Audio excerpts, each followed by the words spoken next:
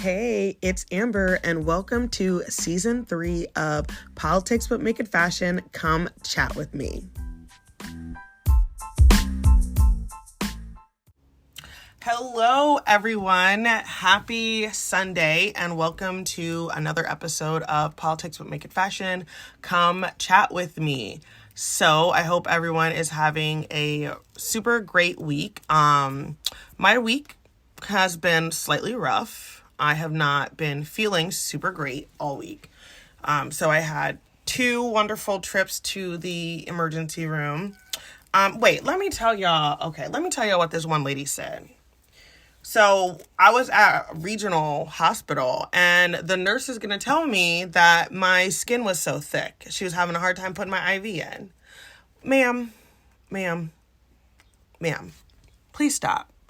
I really, really wish people knew some of the really messed up things that they say to people. I have spoken about this a lot, about the maternal death rate and Black women's maternal health.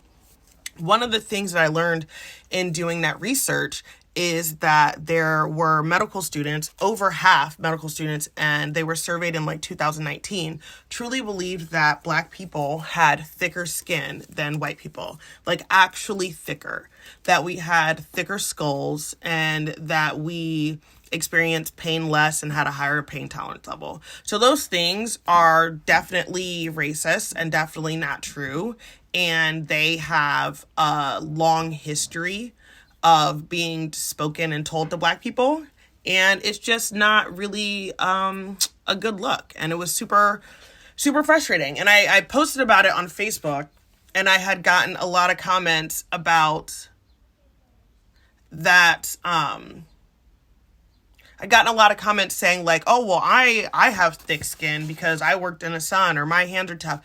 I'm not talking about that. What I'm talking about is what I just mentioned. And my hands are not rough, okay? I'm not outside working on cars or anything. And it's dangerous because you have nurses and doctors who truly believe these things, and then you're treated differently because of those assumptions and things that they were making. So that was my week. I hope that this week for me is a little bit better health-wise. Dealing with chronic illness and chronic pain is really, really, truly a struggle because, number one, a lot of people doubt that you're really sick or don't believe you, especially if you don't look sick and you don't look disabled or look anything like that.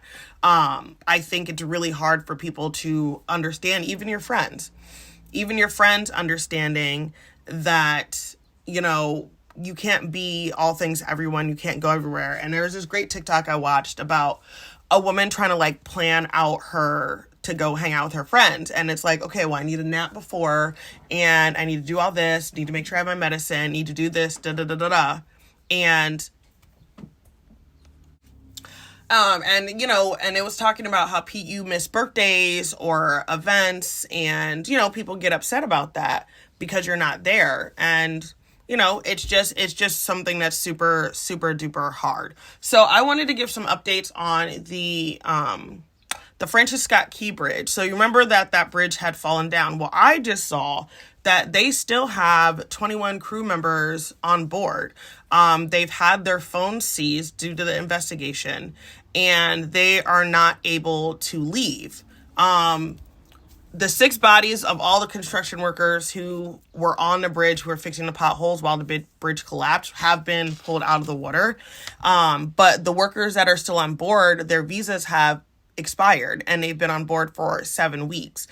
Hopefully they're able to get off. I don't know what's happening. I find it a little bit strange, and I understand that they have to go through the investigation, and I also understand that there are day-to-day activities that have to be done on a ship to keep it functional. But I don't know. I feel like that was just a really traumatizing experience for them, and to still be stuck on there, and they're not even from here. So are they able to talk to their families, able to do all of those things? I don't know. So President Biden gave a speech at Morehouse College, the historically Black college, and there were some protesters. Nobody was really loud. There was a lot of flags and scarves, And there were some people who stood during the president's speech. There was one professor who I believe stood the whole time and turned his back on the president. But apparently Biden did say that he's calling for a ceasefire, and the valedictorian of the class who gave the commencement speech, which was really, really such an amazing thing. If you guys can look it up, it's really good. And he used his platform to call for a permanent ceasefire. And I think that was very brave of him. And he talked about, just being a human and just not wanting to see people suffer and die, and kind of just like be okay with that. So, Iran's president was in a helicopter crash. Y'all, we don't know if he's okay or not. They have not made any type of announcements with anything. Apparently, there were like 3 helicopters flying together. His crashed. His name is Ibrahim Raisi, and he was traveling to Azerbaijan. And so I'll keep you guys updated on that. This could really change the tide of the Middle East depending on how the president is, if they survived or not, and then also if they need to get a new president. So this could be kind of a really big moment for the Middle East. It's sad that obviously it's built on top of like a tragedy of someone dying, but when you have these countries that will get different leaders and stuff, they're going to have maybe different foreign policies, maybe different approaches to things. Maybe we'll see their approach to Israel, the Palestine conflict. We'll see what's going on. So I'll keep you guys updated. One thing that I hadn't mentioned last week that I did want to talk about was Boeing. So in Charleston, South Carolina, investigators have released their findings on the death of Boeing whistleblower John Barnett. He was the one who was found dead in his truck in March after he failed to show up for his second day of depositions in a lawsuit against Boeing, the aerospace manufacturer. So he was in the middle of a lawsuit against Boeing. And he is the second whistleblower who died because the other whistleblower, as we remember, was found dead as well. So after Barrett failed to arrive for proceedings, his lawyer called for a wellness check, and he was found with a gunshot wound to his head in a parking lot of his hotel. So he is the second whistleblower to have mysteriously vanished and disappeared, because the other person we found out apparently got extremely ill and just up and died.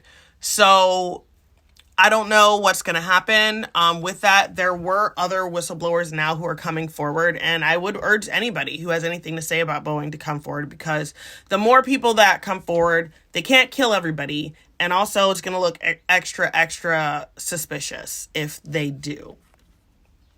So guys, did you guys see the Diddy video with Cassie?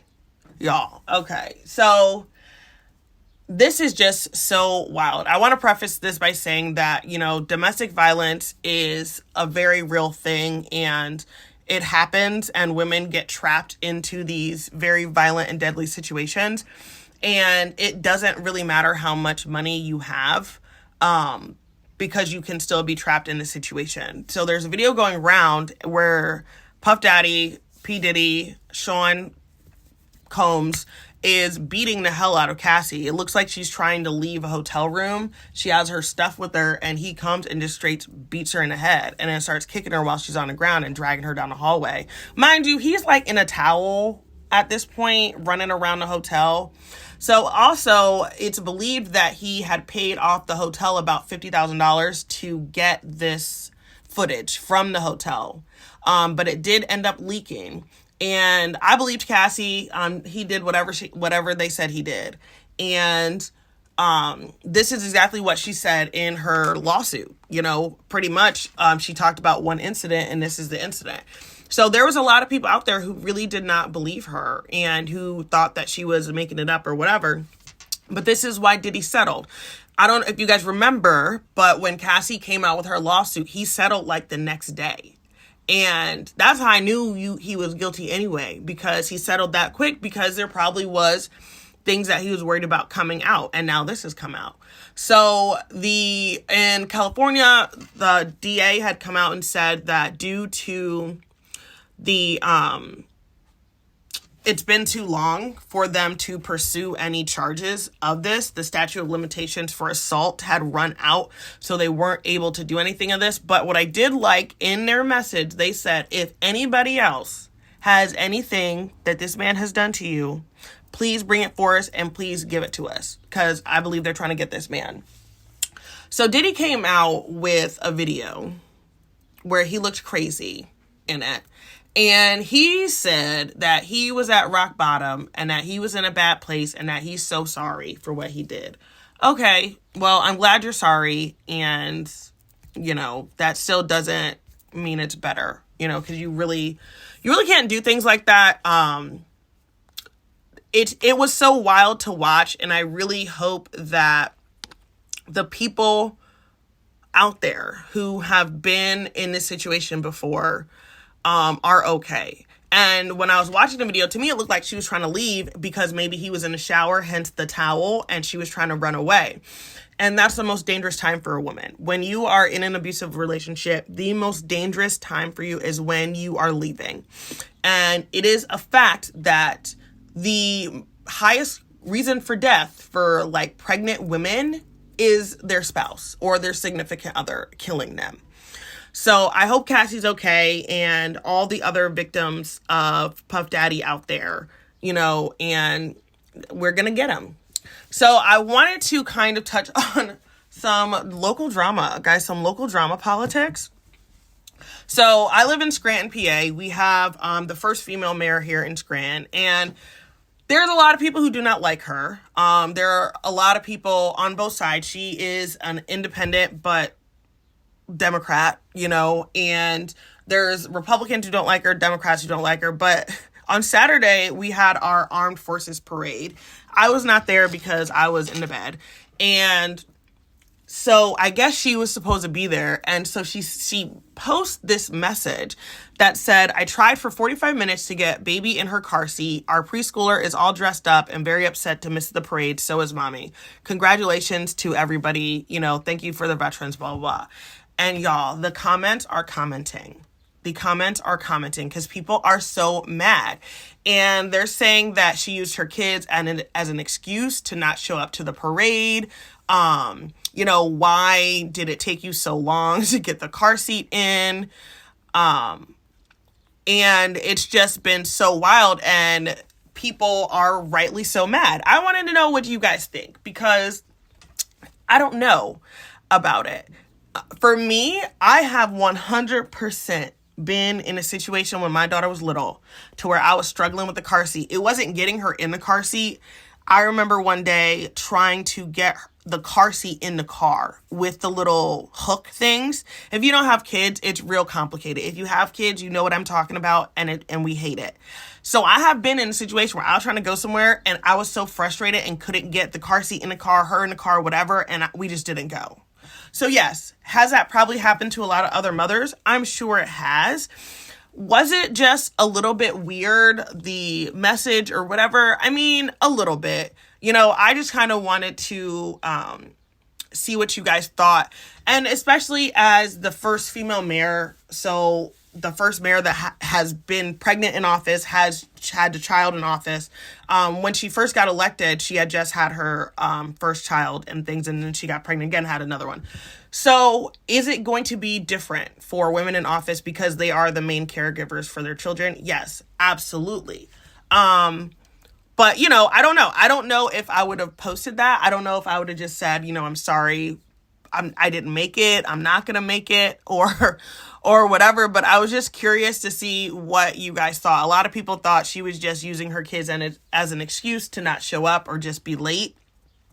And there were people who definitely had said, been there, done that.